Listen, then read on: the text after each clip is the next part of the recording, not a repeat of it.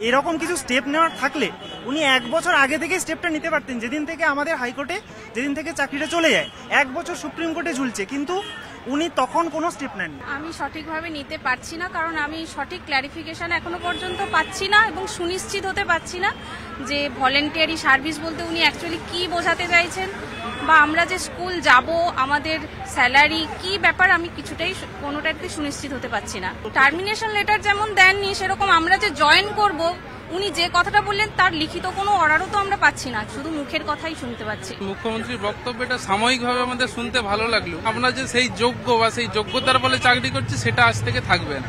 আজকে যে তৎপরতা দেখাচ্ছে, এই তৎপরতা যদি সরকার কয়েকদিন আগে দেখাতো তাহলে হয়তো আমাদের চাকরিটা যেত না। তোমরা কি ভলেন্টিয়ার সার্ভিস দেবে? এখন আমাদের কোনো উপায় নেই, দিতেই হবে, উপায় আর কিছু নেই।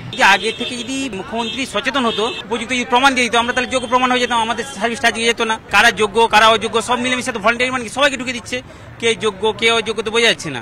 এতদিন প্ল্যান দেখায়নি, এখন লাস্টে বলছে প্ল্যান দেখাবে, আর এখনো বলছে না যে যারা যোগ্য তাদের নিয়ে আমরা করবো, কিছু বলছে না, এখন বলছে ভলেন্টিয়ারি সার্ভিস করবো।